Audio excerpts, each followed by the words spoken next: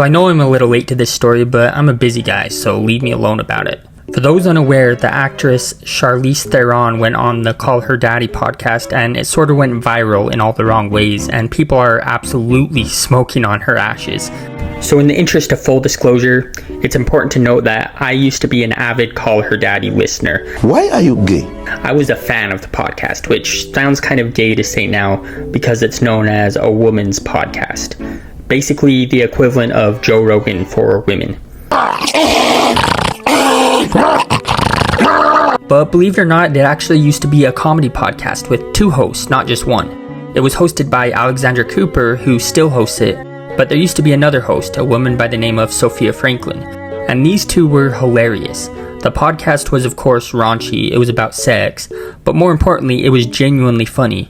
The reason I got into it is because I used to heavily listen to podcasts that were part of Barstool Sports, like Spit and Chicklets and a few others. And Barstool Sports acquired Call Her Daddy on maybe like the 4th or 5th episode. And when I seen that Barstool Sports added a new podcast to their lineup, I was like, oh hell yeah. 2 attractive women on the cover?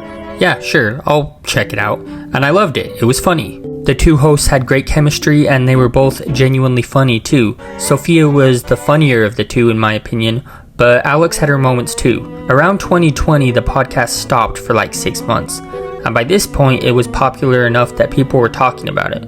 Well, as it turns out, the time had come to negotiate a new contract with Barstool, and Alex wanted to agree to the new deal, but Sophia didn't. Sophia at this time was dating this executive that worked for HBO, and he wanted to shop the podcast around to different networks. This caused a rift between Alex and Sophia eventually got kicked off the pod, and Alex began searching for a new co-host. Except no she didn't, because she decided that instead of a new co-host, she would just have a rotating cast of guests. And this is about the time that it became a woman-coded podcast, so to speak. It became less about comedy and sex and more about feminism, and that's when I pretty much tuned out. So imagine my surprise when my old pal Alex went viral again for all the wrong reasons. She recently had on actress Charlize Theron, and a few clips from the podcast with her went viral, with a lot of people making fun of it. By the way, I'm so glad we're officially back to clowning on feminists and SJWs. It's so great, man. The YouTuber Nux has recently been on a generational run of making fun of feminists. You love to see it. So in one of the clips that went viral, Charlize Theron brags about hooking up with a 26-year-old man. And to be clear before I play the clip, I have no issue with this. As long as everyone involved is an adult and everyone involved is fully consenting, I don't care. My main issue is the hypocrisy of feminists. Because you know that if it was an old dried up man and a young girl, the mob would come after him. They'd be saying things like predator, creep, and going on and on about the power dynamic. But anyway, let's play the clip. I found this freedom in my 40s where I'm like, oh my God. So I just want to say this in perspective. I've probably had 3 one-night stands in my entire life. Okay. But I did just recently fuck a 26-year-old and it was really fucking amazing. Fuck yes. Yes, and I've never done that. And I was like, oh, this is great. Okay, so once again, where's the feminists with their power dynamic rhetoric now? This just goes to show they don't actually believe anything they say.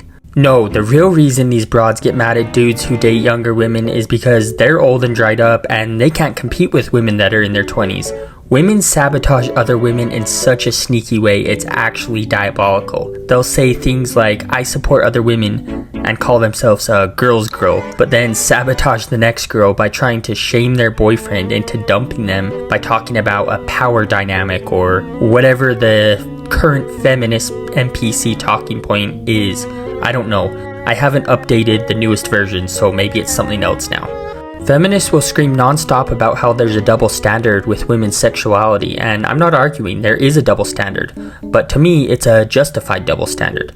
The feminists complain and moan and bitch and whine that it's unfair that a man sleeps with a ton of women and he is cool and a Chad, but when a woman does the same thing, she is used up and ran through. But the reason there's that double standard is because in order for men to get laid, they have to have game, rizz a girl up, ask her out, plan a date, pay for the date, and all these circus tricks like a dancing monkey, while women just have to exist. It's not an impressive feat for a woman to get laid. For men, it takes effort. In most cases, anyway. I've definitely met some easy hoes that just let me hit with little to no effort on my part.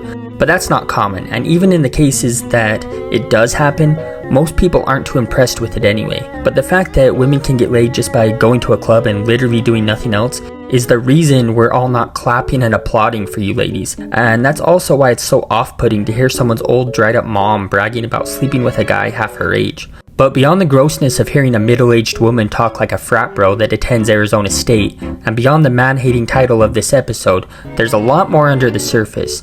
My first thought when I heard Charlize Theron cope her ass off about how she's happy being single is daddy issues.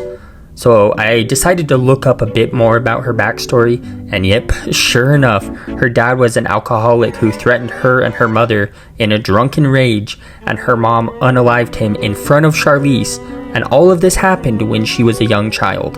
So when Charlize grew up and became a legal adult, instead of getting therapy and working on herself, she entered the modeling industry, known for creating eating disorders and other serious mental and physical health issues, which in my opinion probably made her existing daddy issues worse. And then, later on in life, Charlize adopted 2 sons, and these kids turned out to be trans. She actually said her son came to her at 3 years old and said she was trans.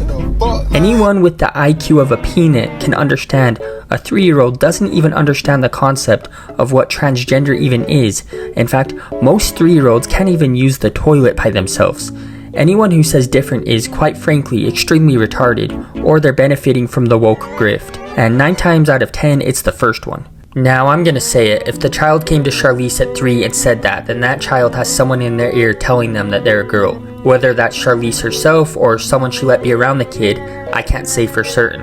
I would hate to accuse someone of something, but I will say, it's a majorly irresponsible decision to not at least question them on what they mean, or ask them why they believe they're a girl, or ask them to explain in their own words what transgenderism even is as a concept. And a 3-year-old will probably not be able to give you any concrete answers on any of that. Now, I have no issue with the boy being more feminine or whatever, I don't really care, but this poor kid is going to grow up very confused about himself.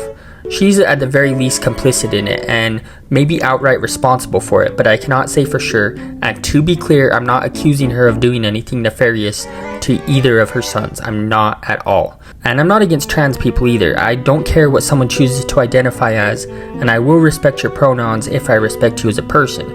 I just don't think that these 2 boys are even old enough to understand the complexities of gender and all of that.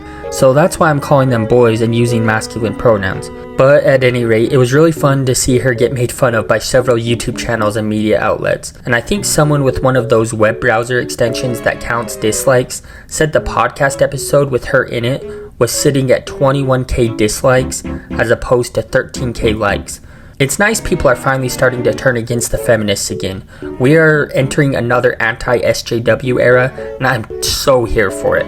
It feels like 2016 again, baby. Anyway, that's pretty much it for the Charlize Theron situation. I guess you can either like my video or call me an incel in the comments. Your choice.